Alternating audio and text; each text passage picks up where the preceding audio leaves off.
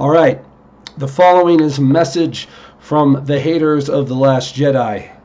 A lot of times we're put out there as a bunch of haters, as a bunch of whiners that didn't get their Snoke theories answered exactly the way they wanted to.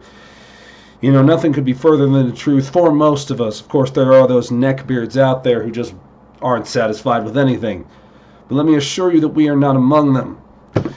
I'm sure that like a lot of you, I went over to that theater really expecting something special. This was the return of Luke Skywalker to the screen after literally 30, 40 years of absence. I couldn't have been more excited. I literally skipped up to that movie theater just so happy. I felt like I was going to be Rey, where I held out the lightsaber, and I was excited to see what Master Skywalker had to share with me. You know, we're in our dark hour, we need help. And what's he going to tell us? What's he going to teach me? Because this is my buddy Luke, and I saw him with Yoda. I saw him redeem Vader. He was like the coolest kid. And it was something just the normal kids could relate to. He just wanted to go to the damn Tashi station. It was really cool.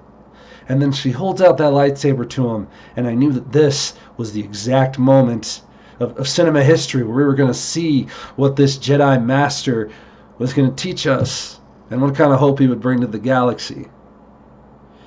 Yeah, and so, but what did happen was profoundly disappointing, especially given that missed opportunity. He takes the lightsaber, hardly regards it, and just throws it over his shoulder like it's garbage. Like he doesn't even care. He walks on. This is his father's lightsaber. Now I can understand, even if Luke is completely lost, cut off from the Force, I would think there'd be some kind of affection for the father that he redeemed. Oh, well, they didn't have a relationship. But dude, he put himself at terrible risk. He strode into the Emperor's throne room, giving himself up to two Dark Lords of the Sith who had an iron grip upon the galaxy. And then what happens? He takes that lightsaber, a reminder of that struggle, of that victory, of that great moment in the Force, in the galaxy, politically, every kind of significance there can be. And he just completely throws it out. Now, I can understand him not caring, but the fact that he doesn't acknowledge it at all. He could have said, you know what, Rey, the sword is not what's important. You know, all this stuff, all this lineage doesn't matter. What matters is what you do with the Force, with your gifts. It doesn't matter your lineage. It doesn't matter about this symbol. What matters is something better and more profound. I learned that when Ben Solo fell to the dark side of the Force, and then you can go into a new, innovative way. But instead what we got was total nihilism. Instead what we got was a total disregard for the lore, for the spirit of hope and decency and strength in the Star Wars franchise. Now, some of you might say, and I've heard these arguments before, like, oh, well, towards the end, after he talks to Yoda, that, and after he sees Rey and has a meditation session with her, that he ends up coming around to that same thing.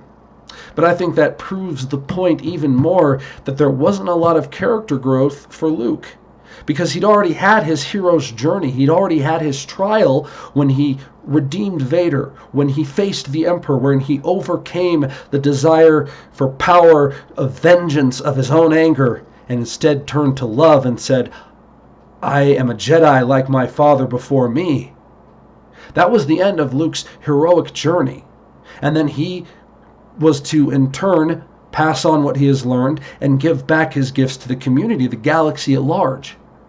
And so the problem with that is, as a classic story in The Last Jedi, they take all that away from him. Now he's back to being a hermit. He has regressed in his character, far from being the hopeful and naive. You know, he's nihilistic, which can make sense in a realistic sense. Yeah, the people who go the highest can fall the farthest. I hear that.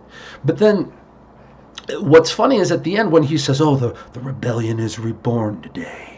You know, like that whole thing where he's back on track. He's really just where he was at the end of the Return of the Jedi anyway. So really you had this whole nonsense of him losing Ben Solo and the Jedi falling again, another Order 66, another New Hope kind of happens, and then we're right back where we started. So you break down Luke, chew him up, spit him out, and make him this weird nihilist guy when just to bring him back to where he was at the Return of the Jedi. It's repetitive. It doesn't bring anything new. It just kind of upsets the whole character. And I know a lot of you guys are disappointed like I was. And I didn't need something to work out the way I wanted. I didn't care about my Snoke theory. I didn't want it to be gray Jedi. I didn't have anything specific. I just wanted literally anything new from Luke. I wanted him to say anything about the Jedi. And when he did, I actually liked it. I liked when he said that Darth Sidious took over right under their noses. The legacy was failure. And I liked that acknowledgement that the Jedi of old had their problems. I liked that he said that just because the Jedi die, the light dies. That's arrogance. I think that's great. I think that's very interesting. But then he goes straight to these other nihilistic ideas. He doesn't really teach Rey anything. And I was just hoping for my Luke to come and show me something. I wanted to hang out with him. And it was good. You know, I heard a really good way of putting this. Like sometimes you see your friends that are in a band at the bar. And they're saying, hey, we're playing at the bar this next night. Come and see us. And you're like, all right, fine. It's my friend. I'll go see it. So you go see your friend at the bar. And his band kind of sucks. You know, whatever. He's a garage band. But you know what? You cheer for your friend anyway. Because, woo, that's my friend up there. His song sucks. But woo, that's my buddy. And it was kind of like that with The Last Jedi. It's like, you know what, this kind of sucks. Luke's not playing the songs, I know. It's kind of sad, but hey, that's my boy Mark Hamill. That's my boy Luke. Love him to death. So anyway, that's my message from the haters. You know, leave some comments down below if you want, but that's just how I'm feeling about it. I know a lot of you probably feel the same way. If you don't, if you disagree, feel free to disagree. Feel free to dislike. Feel free to like, subscribe. I'll be saying some more stuff, but I'd love to have these conversations with you. Anyway, I'll talk to you dudes later. And girls.